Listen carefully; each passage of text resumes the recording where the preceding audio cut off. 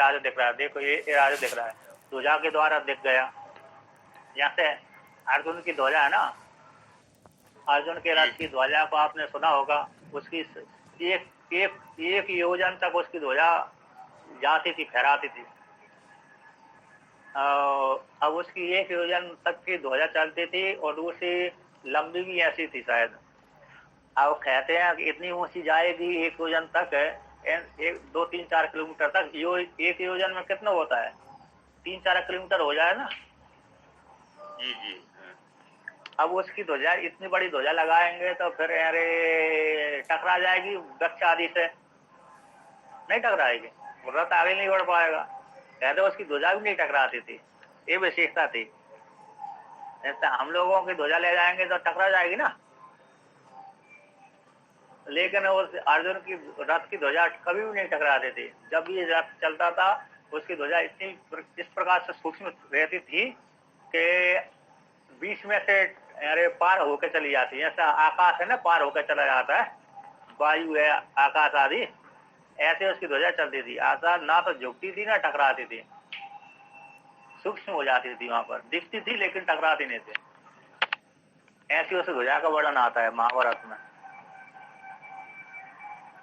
तो यहाँ पर कहते हैं ध्वजा आदि के द्वारा दे आच्छादित हो जाने पर, राजा के न दिखने पर भी लोग कहते हैं देखो देखो ऐसा राजा दृश्यते, है राजा दिख रहा है, ये राजा दिख रहा है, उसकी ध्वजा पताका आदि के माध्यम से।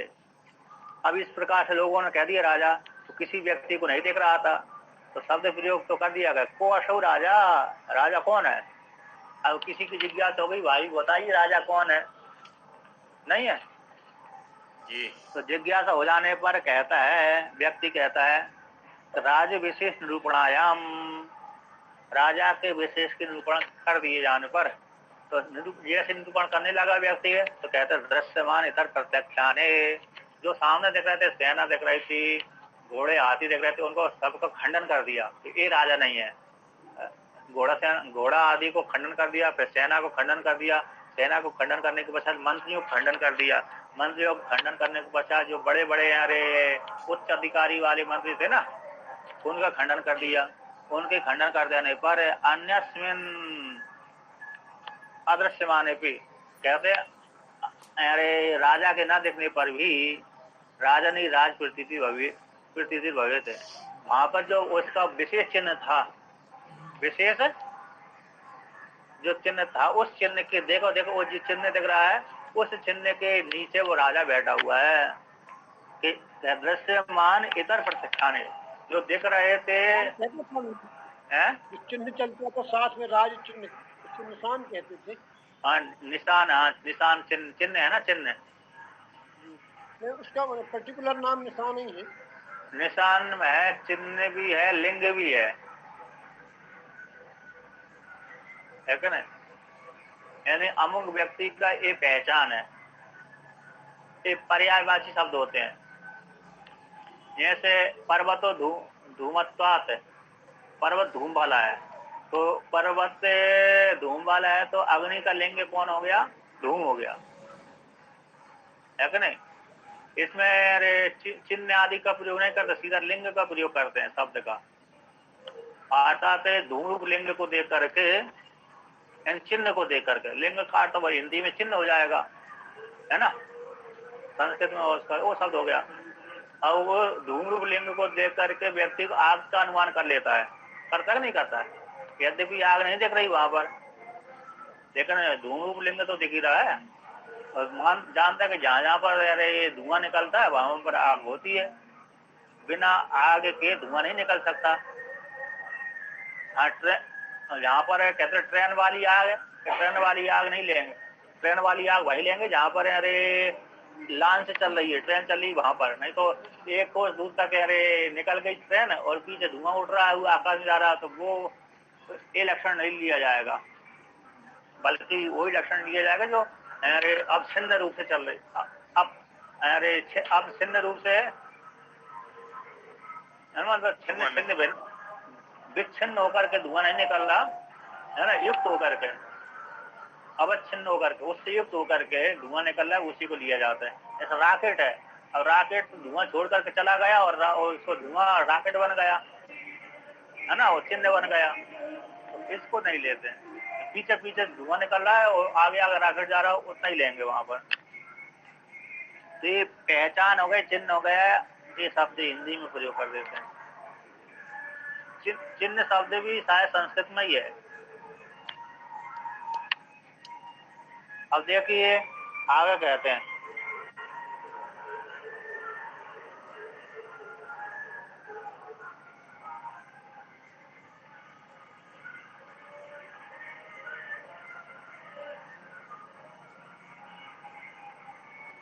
यहाँ पर टीकाकार कहते हैं नीचे में, कहते हैं सदात्मा का आत्मा तो लक्षणा के द्वारा बोध रहती, श्रुति लक्षणा के द्वारा ही बोध कराती है।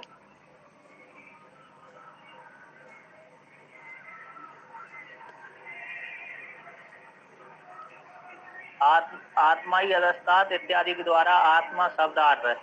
आत्मा शब्दार्थ का व्यापकत्व कहने वाली श्रुति देह परिचिन्न का देह में देश रूप से परिचिन्न का तत्व की द्वारा उत्पत्ति न होने से आत्मत्व को प्रत्याख्यापन करते हुए परिशिष्ट रूप से बोध कराते हुए परिशिष्ट रूप से सदात्मा का परमात्मा का आत्मत्व जो लक्षणा के द्वारा बोध देती श्रुति, इस प्रकार से वर्णन किया था। यानी 36वीं 37वीं पंक्ति में 299। अब देखिए यहाँ पर कहते हैं तो इतर का प्रत्याख्यान कर दिया है ना, यानी चित्त का सेना का प्रत्याख्यान कर दिया, खंडन कर दिया कि ये राजा नहीं है, बल्कि सेना के बीच में जो ध्वजा दिख रही है बड़ी, वो बड़ी ध्वजा, इसमें एक चिन्ह है, उस चिन्ह के नीचे में बैठा हुआ है, लक्षित कर दिया। क्या कर दिया? लक्षित कर दिया। विशेष रूप से नहीं देख रहा है ना, तो सेना के द्वारा ध्वजा के माध्यम से उसको आवृत हो गया। चलो यहाँ तो राजा दिख जाएगा, पहचाना जाएगी, है ना, किंतु आत्मा तो चक्षु इंद्रिय का विषय नहीं बनती, वो तो लक्षित ही होती है। जैसे अब यहाँ पर भी चिन्ह के द्वारा बहुत जनता ने उसको, सैनिकों ने घेर लिया राजा को, तो फिर घेर लिया तो फिर उसको चिन्ह के द्वारा ही बताया जाता है। कहते अन्यस्मिन दृश्यमाने अन्यस्मिन अदृश्यमाने भी राजा के न देखने पर भी राज प्रतीति भवेत, राजा की प्रतीति हो जाती है, क्योंकि सेना के द्वारा वो आवृत हो गया है। यानी ध्वजा पताका के द्वारा आवृत हो जाने पर भी तो चिन्ह को लेकर के देखो, इसने भी इसका जो घेरा देख रहा है, वहां पर जो विशेष चिन्ह दिख रहा है, उस चिन्ह के नीचे में बैठा हुआ वह चिन्ह वाला वो राजा की रथ है ना, उस रथ के ऊपर राजा बैठा है। तो इसलिए यहाँ पर कहते हैं अन्यस्मिन अदृश्यमाने अपि राजा नहीं, राजा के न दिखने पर भी राज प्रतीति भवित, राजा की प्रतीति हो जाती है। देखो इस सेना के बीच में राजा जा रहा है, ठीक है ना, उसी ये दृष्टांत हो गया। उसी प्रकार दाठान घटाते हैं तो देखो ये अन्नमय कोश नहीं, ये आत्मा नहीं है, अन्नमय कोश आत्मा नहीं है, प्राणमय कोश आत्मा नहीं है, मनोमय कोश आत्मा नहीं है, विज्ञानमय कोश आत्मा नहीं है, मनो आनंदमय कोश आत्मा नहीं है। इन कोशों से परे वो आत्मा है। अरे स्थूल शरीर आत्मा नहीं है, कारण सूक्ष्म शरीर आत्मा नहीं है, कारण शरीर आत्मा नहीं है। तीनों शरीरों को हटा दिया, 5 कोशों को हटा दिया, बचा हुआ आत्मा वही है, लक्षित हो गई गंगायाम घोषा के समान सप्तमसी महावाक्य के द्वारा जहता जैत लक्षणा के माध्यम से।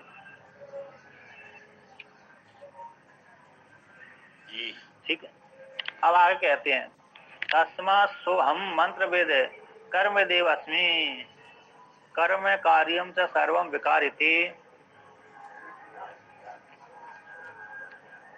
विकारज्ञ एक अस्मि न आत्मवेद न आत्म प्रकृति स्वरूपज्ञ इत्यर्था। कहते हैं इसलिए नारद भगवान कहते हैं इसलिए मैं मंत्र वेदता हूँ, यानी कर्म वेद अस्मि, कर्म को जानने वाला हूँ। अमुक कर्म से अमुक फल की प्राप्ति होती है, अमुक कर्म से अमुक फल की प्राप्ति, यानी इस कर्म करेंगे तो इतना धन की प्राप्ति हो जाएगी, है ना, इतना एक कर्म करेंगे तो इस फल की प्राप्ति हो जाएगी, एक कर्म करेंगे तो गोधन, स्वर्ण धन, ब्रह्मलोक, स्वर्गलोक, पाताल लोक आदि फल की प्राप्ति हो जाएगी, प्रतिलोक की फल की प्राप्ति हो जाएगी। तो कर्म वेद एव अस्मि, कर्म वेदता ही हूँ। कर्म कार्यों जो कर्म जो कार्य सारे विकार हैं, है ना, कर्म के जो कर्म रूप कार्य है वो सारे कैसे विकार हैं, यानी परिच्छिन्न फल को देने वाले हैं। जो परिच्छिन्न फल को देने वाले होते हैं वो सारे विकार होते हैं, अपरिच्छिन्न फल को देने वाले नहीं है। तो कर्म जो कार्य सारे सारे कर्म कार्य विकारी हैं। इसलिए विकारक एव अस्मि, विकार को जानने वाला हूँ मैं, है ना। यह किसको है? विकार को जानने वाला हूँ। यहाँ पर टीकाकार कहते हैं अभिनव नारायण सरस्वती 300 नंबर पृष्ठ है। कर्मणाम कार्य, कर्मों का जो कार्य है, कर्मों का जो कार्य है, नहीं उस कार्य के द्वारा, कर्मों के द्वारा जो कार्य कर्म किया जाएगा, कार्य किया जाएगा, क्रिया की जाएगी, उस क्रिया के द्वारा साध्य फल हो गया। क्रिया कर्म तो धरना ये था, स्वर काम ये था, ये कर्म हो गया, अग्निहोत्र कर्म हो गया। अब कर्म तो हो गया, अब वो कर्मों को जब क्रिया के रूप में परिणित नहीं करेंगे तो वो तो रखा हुआ है। जैसे धन, हमारे घर में धन रखा हुआ है लेकिन हम उसका प्रयोग नहीं कर रहे तो रखा मात्र, वो कोई फल देने वाला नहीं है। उसी प्रकार से कर्म है, अब कर्म को जब तक क्रिया के रूप में परिणित नहीं करेंगे तब तक वो फल देने वाला नहीं है। तो कर्मों का जो कार्य है वो कार्य के द्वारा, क्रिया के द्वारा साध्य फल।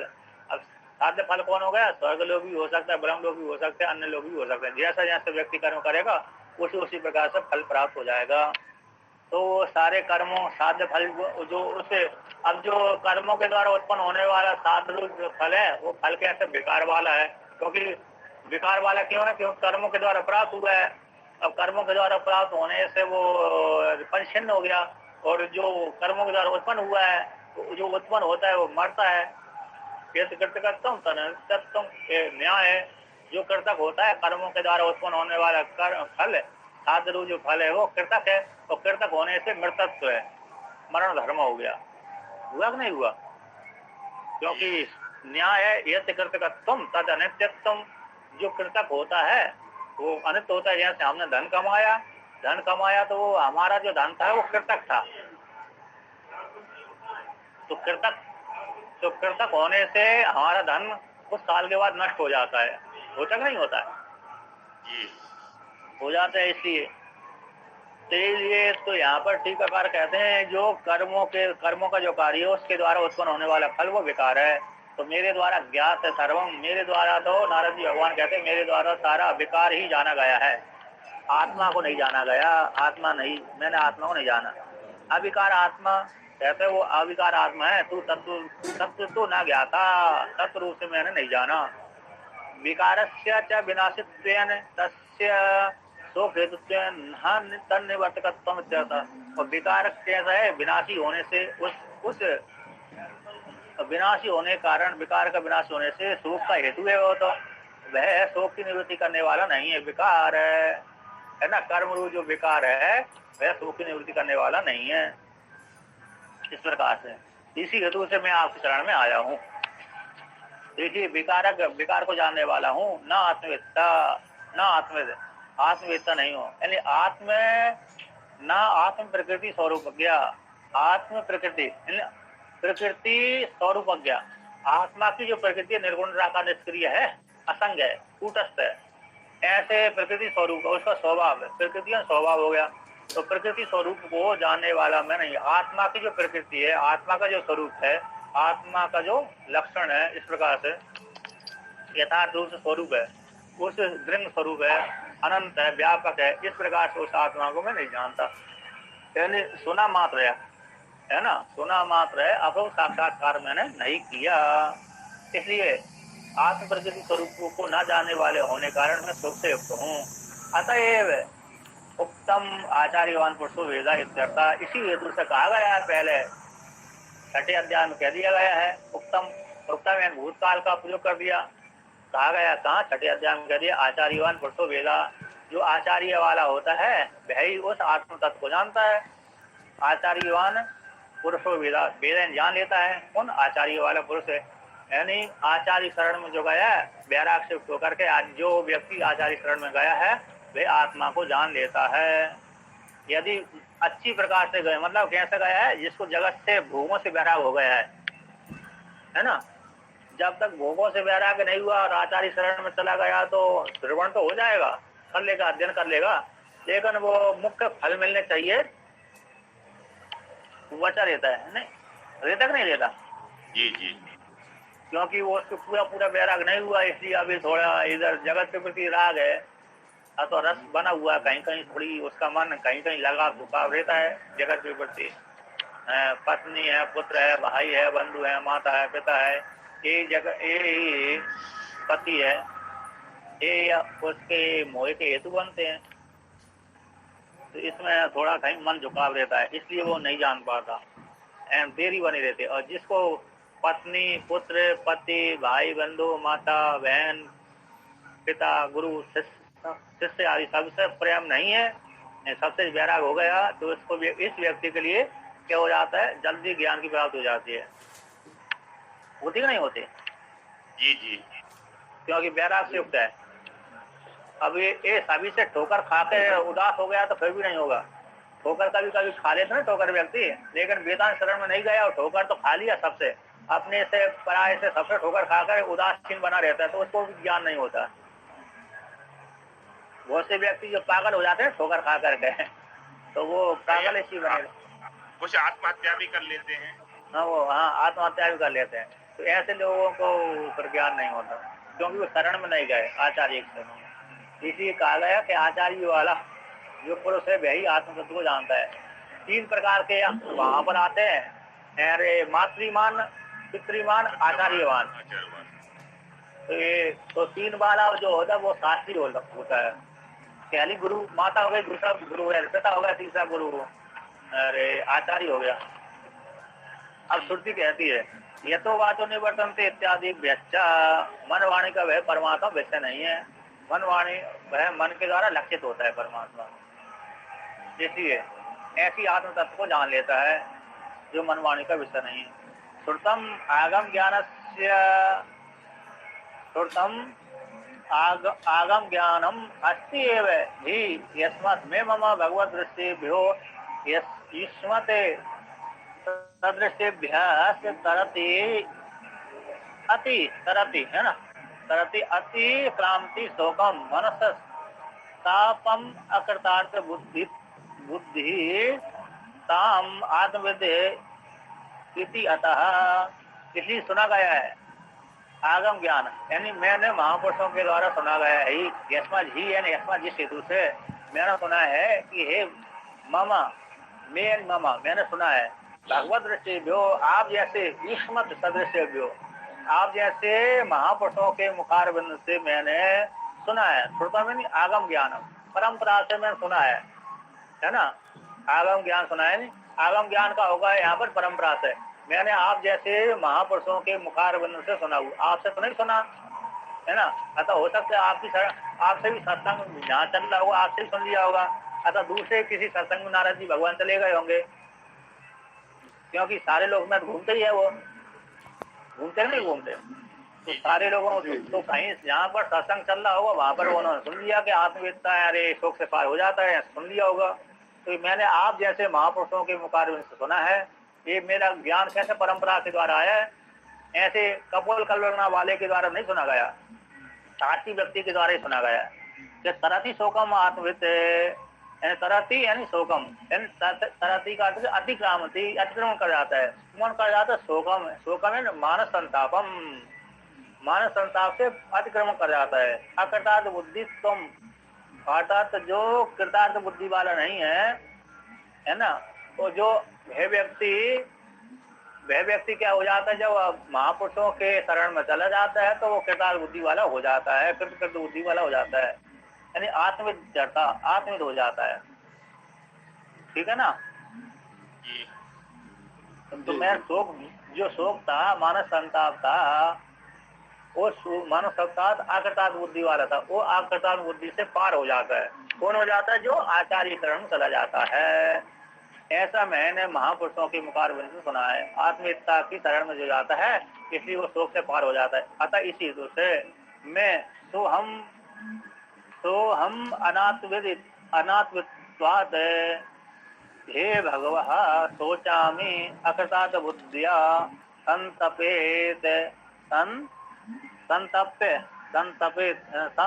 है ना, संतप्य सर्वदा तम माम शोकस्य शोक सागरस्य पारम अंतम भगवान से कार्यत्वात् कार्यतु आत्मज्ञान उरूपेण कर्तार्थ बुद्धि आपादयतु अविहम गम्यतु चर्ता। इसलिए हे भगवान मैं अनात्वित हूँ। अनात्वित होने के कारण क्योंकि मैंने आप जैसे महापुरुषों की मुखारविंद से सुना है कि आत्मविद्ता लोग शोक से पार हो जाते हैं। इसी हेतु से मैं शोक से होता हूँ, मैं आत्मविद्ता नहीं हूँ। इसलिए हे भगवान मैं सोचामी आकर्षक बुद्धि वाला होने कारण संताप्त करता रहता हूँ, संतप्त रहता हूँ। किसी सर्वदा हमेशा हमेशा मैं संतप्त रहता हूँ, दुखी रहता हूँ। तो इसी कारण से माँ मुझको आप हे भगवान संत कुमार जी, आप मेरे को शोक सागर से अंतमिन पारम भगवान तारेतु आत्मज्ञान रूप जो नौका के द्वारा, आत्मज्ञान रूप जो नौका है उस नौका के द्वारा मेरे को पिलवेन उड़ुपयन कर पिलवेन नौका के द्वारा पार करा दीजिए, है ना। कृतार्थ बुद्धि आपादयतु कृतार्थ बुद्धि का के द्वारा आपादन कर दीजिए, संपादन कर दीजिए।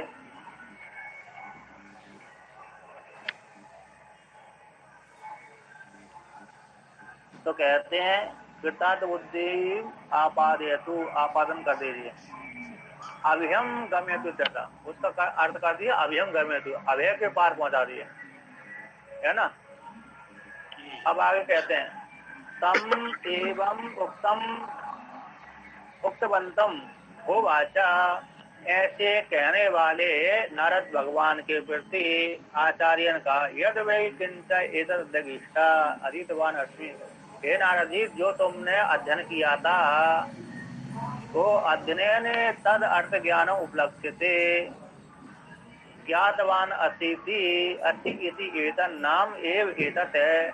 कहते जो तुमने अध्ययन किया था वह उसे अर्थ ज्ञान उपलब्ध, अर्थ ज्ञान जाना जाता है। अर्थात अमुक शब्द से अमुक पदार्थ का ज्ञान होता है, अमुक शब्द से अमुक पदार्थ का ज्ञान होता है, अर्थ ज्ञान उपलब्ध से जाना जाता है। ज्ञातवान अस्मि, जो भी इस शब्द से इस अध्ययन के द्वारा शब्द से इस घटपट का कर्म कांड आदि का ज्ञात हो जाता है कि अमुक कर्म से ये फल प्राप्त होगा, अमुक कर्म से ये फल प्राप्त होगा, और अमुक शब्द इस पदार्थ को बुतराता है, अमुक शब्द इस पदार्थ को बुतराता है। तो ये जो भी तुमने अध्ययन किया है वो कहता है नाम एतत् है, नाम एव एतत्, नाम ही है ना। तो भाषारम्भणम विकारो नाम देयम मृतिका सत्यम, वाणी का आलम्बन मात्र है। विकार तो कहता है वाणी का आलम्बन मात्र है, घट कहते हैं आलम्बन, वाणी का आलम्बन मात्र, मृतिका ही सत्य है। सत पदार्थ सत्य है, बाकी जो उसकी जो उत्पन्न होने वाले विकार है वो तो विकार मात्र है। उत्पन्न होते नष्ट हो जाते हैं, नष्ट होते उत्पन्न हो जाते हैं। ये तो मृतिका रूप जो मृतिका स्वर्ण आदि है कहते हैं वो सत्य रहते हैं, है ना। जैसे मृतिका सत्य है, घटपट घट सगोरा कुल्लड़ आदि उत्पन्न हो जाते हैं, फिर नष्ट हो जाते हैं। इस प्रकार से वर्णन किया। स्वर्ण के जो आभूषण है वो आभूषण अरे उत्पन्न होते हैं नष्ट हो जाते हैं, उत्पन्न होते हैं नष्ट हो जाते हैं। गला दिया तो नष्ट हो गए, और गला कर फिर बना दिया, ढांचे में डाल दिया तो फिर हो जाते हैं। इस प्रकार अब आगे कहते हैं ये जो अरे इनका शायद माइक खुला हुआ है, साहिब शरण है ना, शरण जी वर्मा जी का दरअसल क्या होता है वो सूक्ष्म में लगा रहता है। अरे तो कभी कभी अर्थिंग मारता है वो करंट। जी बंद कर दिया। हाँ, तार टकरा रहता है ना, तार बिजली में कुर होता है तो उसमें भी लिया जाता है। अब आगे कहते हैं नाम बाहर वेदो यजुर्वेद साम वेद अथर्वणश्च चतुर्थः।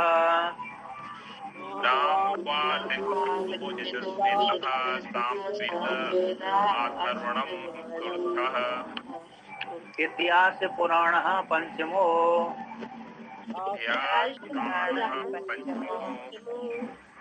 वेदानाहं वेद पितृराशिर्देवो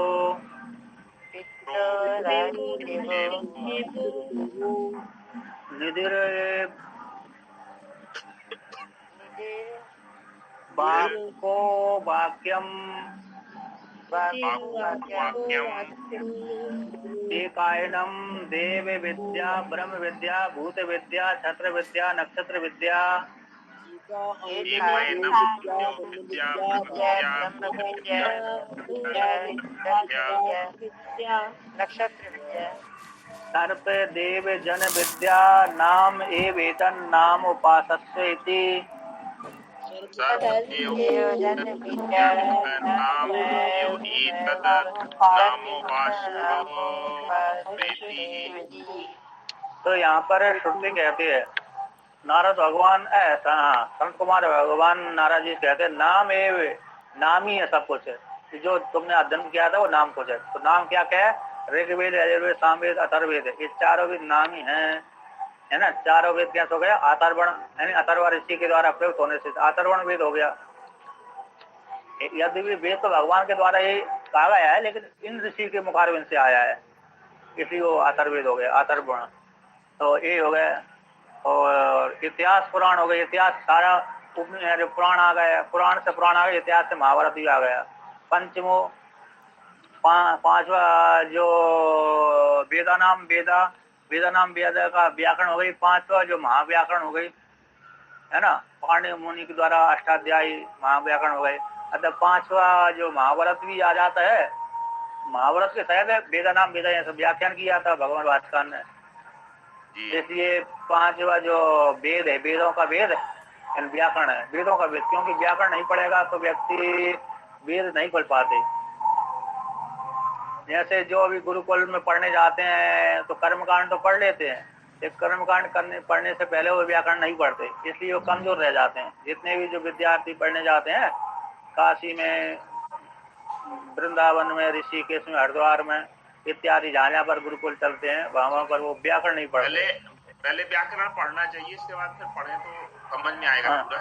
हाँ व्याकरण तो अनिवार्य थी लेकिन लोग पढ़ते नहीं है। मालूम नहीं वहाँ के जो पढ़ाने वाले आचार्य पढ़ाते नहीं होंगे लेकिन व्याकरण पढ़ाना चाहिए अनिवार्य नियम रूप से पढ़ाना चाहिए। तो इससे क्या हो जाता है अरे बहुत फायदा पड़ता है। जो व्यक्ति नहीं पढ़ता अन्य चीजें नहीं पढ़ लेता है नहीं पढ़ पाता है लेकिन व्याकरण पढ़ लेता है। व्याकरण के बल के प्रभाव से अन्य जो ग्रंथ नहीं पढ़े वो भी पढ़ लेता है नहीं भूल जाते हैं। हाँ इसलिए व्याकरण है। तो वेदों का वेद व्याकरण है। महाभारत सहित है वेदों का वेद जो व्याकरण है। पितृकल्प यानी श्राद्धकल्प हो गया। राशि यानी गणित हो गया। देव निधि देव यानी देव वाली विद्या हो गई। निधि यानी खजाना हो गया है ना। निधि यानी खजाना। तो निधि यानी खजाना था उसका अर्थ क्या किया था पीछे। राशि यानी देवम उपताप ज्ञान। देवम का अर्थ कर दिया उपताप ज्ञान। निधि यानी महाकाल आदि निधि शास्त्र। महाकाल यानी भगवान शिव जी आदि के निधि शास्त्र है। तो वाक्य में यानी व्याकरण हो ही गई। और देव विद्या देवता संबंधी विद्या। अरे एक आयना में नीति शास्त्र हो गया। देवता संबंधी विद्या ब्रह्म संबंधी विद्या भू संबंधी विद्या यानी जो नाम वाली विद्या ब्रह्म संबंधी विद्या ना। ब्रह्म संबंधी विद्या का कहते चारों वेद हो गया। ऋग्वेद यजुर्वेद सामवेद अथर्ववेद वाली विद्या। उसमें सारे जी आ गए। शिक्षा कल्प निरुक्त छंद जो है वेद के 6 अंग है ना। सारे जो बचे हुए उसमें आ गए। तो ब्रह्म विद्या हो गई भूत विद्या हो गई भू संबंधी विद्या। छत्र विद्या यानी क्षत्रिय यानी यजुर्वेद धनुर्वेद विद्या। किस प्रकार से बाण चलाना चाहिए। धनुष बाण एक विद्या वाले भी होते हैं। यदि शत्रु नजदीक आ गया तो उसके लिए दूर में शत्रु है तो उसके लिए उस प्रकार धनुष देता है धनुष बाण देते हैं। तो शत्रु नजदीक हो गया तो उसके लिए छोटा सा धनुष बाण देता है। आपने देखा होगा। जी सुना होगा। बच्चों के आते हैं ना छोटे छोटे। अच्छा छोटे हाँ। तो छोटे वो पहले से अरे शायद अर्जुन ने प्रयोग किया था कि राम जी ने प्रयोग किया था। ये प्रयोग विश्वामित्र मुनि ने धनुर्वेद दिया था पूरा। तो विशेष रूप से धनुर्वेद के ऊपर विश्वामित्र मुनि का प्रभाव है। वो शिव जी के वरदान के प्रभाव से सारा धनुर्वेद इनके पास में आया था, इनके द्वारा फिर प्रचार प्रसार को प्राप्त हुआ था। तो राम जी को दे दिया, लक्ष्मण को दे दिया, फिर बाद में आगे विस्तार कर दिया, हो गया। तो इस प्रकार से